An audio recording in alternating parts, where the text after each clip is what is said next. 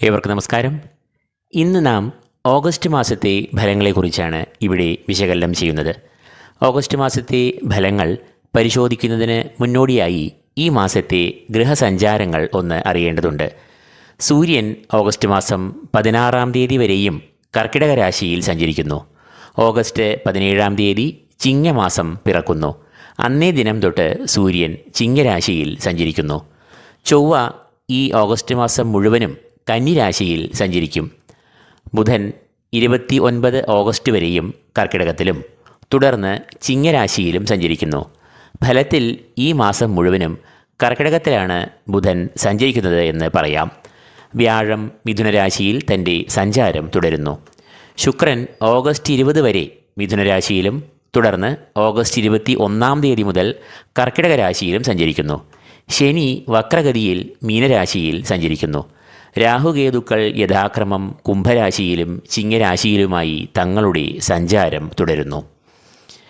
ഈ മാസം സംഭവിക്കുന്ന വലിയൊരു സവിശേഷത എന്നത് ദേവഗുരുവായ വ്യാഴവും അസുരഗുരുവായ ശുക്രനും മിഥുനരാശിയിൽ യോഗം ചെയ്ത് സഞ്ചരിക്കുന്നു എന്നതാണ്. ഈ യോഗം ഓഗസ്റ്റ് 20 വരെയും ഉണ്ടാകുന്നു. ചില രാശിക്കാർക്ക് ഈ യോഗം വളരെ ശ്രേഷ്ഠമായ ഗുണാനുഭവങ്ങളെ നൽകുകയും ചെയ്യുന്നു. അപ്പോൾ മേൽപ്പറഞ്ഞ ഗ്രഹസഞ്ചാരങ്ങളുടെ ഫലമായി ഓരോ രാശിജാതർക്കും ഓഗസ്റ്റ് മാസം അനുഭവത്തിൽ വരാൻ ഇടയുള്ള ഫലങ്ങൾ നമുക്ക് പരിശോധിക്കാം. കർക്കിടകക്കൂർ പുണർദം കാൽ, പൂയം, ആയില്യം എന്നീ നക്ഷത്രങ്ങളാണ് ഈ കൂറിൽ വരുന്നത്. സൂര്യൻ ഈ കൂറുകാരുടെ 1, 2 എന്നീ ഭാവങ്ങളിൽ കൂടിയാകും ഈ മാസം സഞ്ചരിക്കുക. ഈ 2 ഭാവങ്ങളും സൂര്യൻ്റെ അനിഷ്ടഭാവങ്ങൾ ആകയാൽ സൂര്യൻ ഇവർക്ക് അനുകൂലമായ ഫലങ്ങളെ ഈ മാസം പൊതുവെ നൽകില്ല. ജന്മത്തിൽ സഞ്ചരിക്കുന്ന സൂര്യൻ അനിഷ്ടമായ ഫലങ്ങളെ പ്രദാനം ചെയ്യുന്നു. സൂര്യൻ ജന്മത്തിൽ സഞ്ചരിക്കുമ്പോൾ അത് ശാരീരികമായ വൈഷമ്യങ്ങൾ, അനാരോഗ്യം, രോഗദുരിതങ്ങൾ, അമിതമായ അധ്വാനം, മാനസികമായ സംഘർഷങ്ങൾ എന്നിവയെ നൽകാം. 2-ാം ഭാവം എന്നത് സൂര്യൻ്റെ അനിഷ്ടഭാവം തന്നെയാണ്. 2 എന്നത് ധനസ്ഥാനം, വാക്സ്ഥാനം എന്നീ പേരുകളിൽ അറിയപ്പെടുന്നു. അതുകൊണ്ട് തന്നെ സൂര്യൻ അനിഷ്ടനായി 2-ൽ സഞ്ചരിക്കുക എന്ന് പറയുമ്പോൾ അത് ഈ ഭാവത്തിന് ദോഷത്തെ നൽകാം. തൽഫലമായി സാമ്പത്തികമായ നഷ്ടങ്ങൾ, ക്ലേശങ്ങൾ, പ്രതിസന്ധികൾ എന്നിവയെ എല്ലാം സൂര്യൻ നൽകാം. കൂടാതെ വാക്സ്ഥാനത്തെയും പ്രതികൂലമായി ബാധിക്കുന്നു എന്നതിനാൽ വാക്പിഴവുകൾ, അതേ തുടർന്നുള്ള കലഹങ്ങൾ എന്നിവയ്ക്കും സാധ്യത കാണുന്നു. സൂര്യൻ ഈ കൂറുകാർക്ക് പ്രതികൂലമായ ഫലങ്ങളെയാണ് നൽകുക എങ്കിൽ ചൊവ്വ ഈ കൂറുകാർക്ക് വളരെ അഭീഷ്ടദായകനായി ഭവിക്കുന്നു. ചൊവ്വ ഈ കൂറുകാരുടെ 3-ാം ഭാവത്തിൽ കൂടിയാകും ഈ മാസം സഞ്ചരിക്കുക. 3-ാം ഭാവം എന്നത് ചൊവ്വയുടെ ഇഷ്ടഭാവം ആകുന്നു. 3-ൽ കൂടി സഞ്ചരിക്കുന്ന ചൊവ്വ ഈ കൂറുകാർക്ക് ഊർജം, ആത്മവിശ്വാസം, സകല പ്രതിസന്ധികളെയും ചെറുക്കുവാനുള്ള പോരാട്ടവീര്യം, ശത്രുനാശം, രോഗമുക്തി, കടങ്ങൾ, സാമ്പത്തിക ബാധ്യതകൾ എന്നിവയിൽ നിന്ന് മോചനം എന്നിവയെ എല്ലാം നൽകുന്നു. കൂടാതെ ഈ സമയത്ത് ബന്ധുമിത്രാദികളുമായി നല്ല ആത്മബന്ധം, സമൂഹത്തിലും ഔദ്യോഗിക രംഗത്തും കീർത്തി, അംഗീകാരം എന്നിവയും ചൊവ്വ ഇവർക്ക് നൽകുന്ന ഗുണാനുഭവങ്ങൾ ആകും. ചൊവ്വ എന്നത് ഈ കൂറുകാരുടെ സന്താനഭാവാധിപനും കർമാധിപനുമാകുന്നു. അതുകൊണ്ട് തന്നെ ചൊവ്വ ഈ ഭാവങ്ങൾക്ക് പുഷ്ടിയെ നൽകും. തൽഫലമായി സന്താനങ്ങളെ കൊണ്ട് സന്തോഷിക്കാനുള്ള വകകൾ, സന്താനങ്ങൾക്ക് പഠനത്തിൽ മികവ്, ഏകാഗ്രത എന്നിവയെ നൽകും.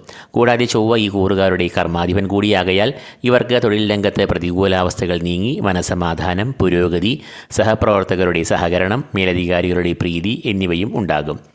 ബുധൻ ഈ കൂറുകാരുടെ ജന്മത്തിൽ കൂടി അഥവാ 1-ാം ഭാവത്തിൽ കൂടിയാകും ഈ മാസം സഞ്ചരിക്കുക. 1-ാം ഭാവത്തിൽ കൂടി ബുധൻ സഞ്ചരിക്കുന്നത് അനുകൂലമായ ഫലങ്ങളെ നൽകില്ല. 1-ാം ഭാവം എന്നത് ബുധൻ്റെ അനിഷ്ടഭാവമാകയാൽ ബുധൻ ഈ കൂറുകാർക്ക് ശാരീരികമായ ചില വൈഷമ്യങ്ങൾ, ക്ലേശങ്ങൾ, മാനസികമായ അസ്വസ്ഥതകൾ എന്നിവയെ സൃഷ്ടിക്കാം. വ്യാഴം ഈ കൂറുകാരുടെ 12-ാം ഭാവത്തിൽ സഞ്ചരിക്കുന്നു. 12-ാം ഭാവം എന്നത് ധനച്ചെലവുകൾ, അലച്ചിലുകൾ എന്നിവയുടെ എല്ലാം ഭാവമാകുന്നു. അതുകൊണ്ട് തന്നെ വ്യാഴം അനിഷ്ടസ്ഥിതി പ്രാപിക്കുമ്പോൾ ഇവർക്ക് ധനം അമിതമായി ചിലവഴിക്കാനുള്ള ഒരു പ്രവണത ഉണ്ടാകും. കൂടാതെ സാമ്പത്തികമായ പ്രതിസന്ധികൾ, ധനനഷ്ടം എന്നിവയും ഈ സമയത്ത് വന്നു ഭവിക്കാം. അപ്രതീക്ഷിതമായ ചില തടസ്സങ്ങൾ, കാലതാമസം എന്നിവയും ഇവർ നേരിട്ടേക്കാം. വ്യാഴം 12-ാം ഭാവത്തിൽ സഞ്ചരിക്കുമ്പോൾ പൊതുവെ ഈശ്വര കടാക്ഷത്തിനും ഒരു മറവ് സംഭവിക്കാം. അതുകൊണ്ട് തന്നെ ഇവർ വ്യാഴത്തെ പ്രീതിപ്പെടുത്തുവാനായി വ്യാഴാഴ്ചകളിൽ വ്യാഴത്തിൻ്റെ അധിഷ്ഠാന ദേവതയായ മഹാവിഷ്ണുവിനെ നന്നായി ധ്യാനിക്കുക, വഴിപാടുകൾ കഴിക്കുക. ശുക്രൻ ഈ കൂറുകാർക്ക് ഈ മാസം മുഴുവനും അനുകൂലമായ ഫലങ്ങളെ നൽകുന്നു. കാരണം 12, 1 എന്നീ ഭാവങ്ങളിൽ കൂടിയാകും ശുക്രൻ ഈ മാസം സഞ്ചരിക്കുക. ഈ 2 ഭാവങ്ങളും ശുക്രൻ്റെ ഇഷ്ടഭാവങ്ങൾ ആകുന്നു. 12-ാം ഭാവം എന്നത് ചെലവുകളുടെ ഭാവം, അലച്ചിലുകളുടെ ഭാവം എന്നീ പേരുകളിൽ അറിയപ്പെടുന്നു. പൊതുവേ മറ്റ് ഗ്രഹങ്ങൾ ഈ 12-ാം ഭാവത്തിൽ കൂടി സഞ്ചരിക്കുമ്പോൾ പ്രതികൂലമായ ഫലങ്ങളെയാണ് നൽകുക. എന്നാൽ ശുക്രൻ ഈ 12-ാം ഭാവത്തിൽ കൂടി സഞ്ചരിക്കുമ്പോൾ അത് അനുകൂലമായ ഫലങ്ങളെ നൽകും. ശുക്രൻ 12-ാം ഭാവത്തിൽ സഞ്ചരിക്കുമ്പോൾ ചെലവുകൾ നന്നേ കുറയും. കൂടാതെ ധനാഗമം, വിദേശത്തെ ജോലി, വിദേശത്തുനിന്നുള്ള വരുമാനം, കാര്യജയം എന്നിവയെല്ലാം ഉണ്ടാകും. 12-ാം ഭാവത്തിൽ ശുക്രൻ സഞ്ചരിക്കുമ്പോൾ ചെലവുകളെ ഉണ്ടാക്കാമെങ്കിലും അത് വാഹനം വാങ്ങുക, ഉപരിപഠനം, വസ്തുവകകൾ വാങ്ങൽ, ആഭരണം, ഗൃഹോപകരണങ്ങൾ തുടങ്ങിയ ശുഭകരമായ ചെലവുകൾക്ക് വേണ്ടിയായിരിക്കും ധനം ചെലവഴിക്കേണ്ടി വരിക. തുടർന്ന് ജന്മത്തിൽ സഞ്ചരിക്കുന്ന ശുക്രനും ഇവർക്ക് ഗുണാനുഭവങ്ങളെ നൽകുന്നതാണ്.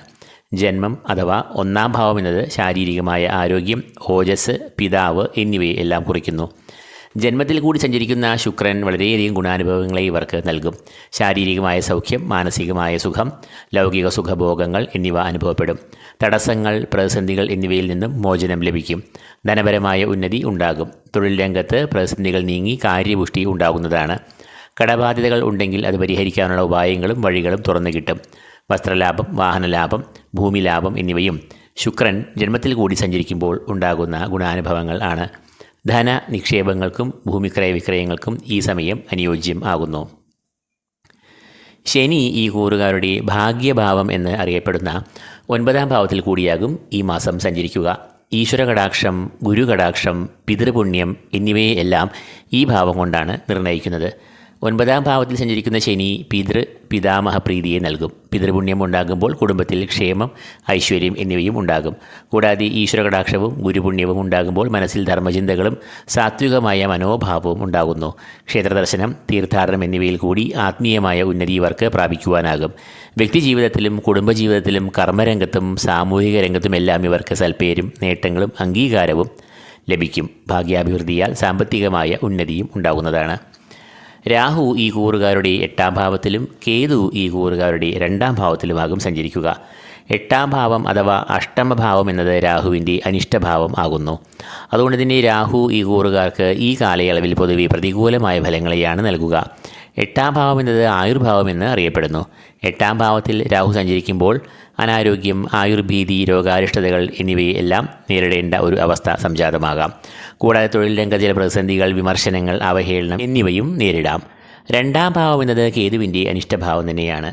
ധനഭാവം, വാക്സ്ഥാനം എന്നീ പേരുകളിൽ അറിയപ്പെടുന്ന ഈ ഭാവത്തിൽ കൂടി കേതു സഞ്ചരിക്കുമ്പോൾ അത് പ്രതികൂലമായ ഫലങ്ങളെ നൽകാം. തൽഫലമായി സാമ്പത്തികമായ ചില പ്രതിസന്ധികൾ, ധനക്ലേശം, ധനനഷ്ടം എന്നിവയെല്ലാം വന്നു ഭവിക്കാം. അതുകൊണ്ട് തന്നെ ധനപരമായ കാര്യങ്ങളിൽ നല്ല ശ്രദ്ധ പാലിക്കുക. കൂടാതെ കുടുംബത്തെയും 2-ാം ഭാവം കുറിക്കുന്നു എന്നതിനാൽ കുടുംബത്തിൽ ഒരു അസ്വസ്ഥത ഈ സമയത്ത് അനുഭവപ്പെടാം.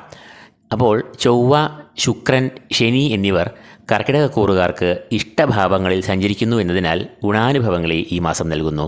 എന്നാൽ സൂര്യൻ, ബുധൻ, രാഹു, കേതു എന്നിവർ അനിഷ്ടരായും സഞ്ചരിക്കുന്നു എന്നതിനാൽ ഇവർക്ക് പ്രതികൂലമായ ഫലങ്ങളെ നൽകാം. സൂര്യനും ബുധനും ജന്മത്തിൽ സഞ്ചരിക്കുന്നു എന്നതിനാൽ ഈ കൂറുകാർ ഈ മാസം സ്വന്തം ആരോഗ്യത്തിൽ നല്ല ശ്രദ്ധ പുലർത്തുക. അഷ്ടമത്തിലെ രാഹുവും ഇവർക്ക് ശാരീരികമായ ക്ലേശങ്ങളെ നൽകാം. അതുകൊണ്ട് തന്നെ കർക്കിടകക്കൂറുകാർക്ക് ഈ മാസം പൊതുവെ ഗുണദോഷ സമ്മിശ്രമായ ഒരു മാസമായി ഭവിക്കും. ഇതോടുകൂടി ഈ വീഡിയോ ഇവിടെ പൂർണ്ണമാകുന്നു. ഈ വീഡിയോ നിങ്ങൾക്ക് പ്രയോജനകരമായെങ്കിൽ ലൈക്ക് ചെയ്യുക, കൂടാതെ ഷെയർ ചെയ്യുക. ഈ ചാനൽ സബ്സ്ക്രൈബ് ചെയ്യാത്തവർ സബ്സ്ക്രൈബ് ചെയ്യുക. ഏവർക്കും ഈശ്വരകടാക്ഷങ്ങൾ നേർന്നുകൊണ്ട് നിർത്തുന്നു. നന്ദി, നമസ്കാരം.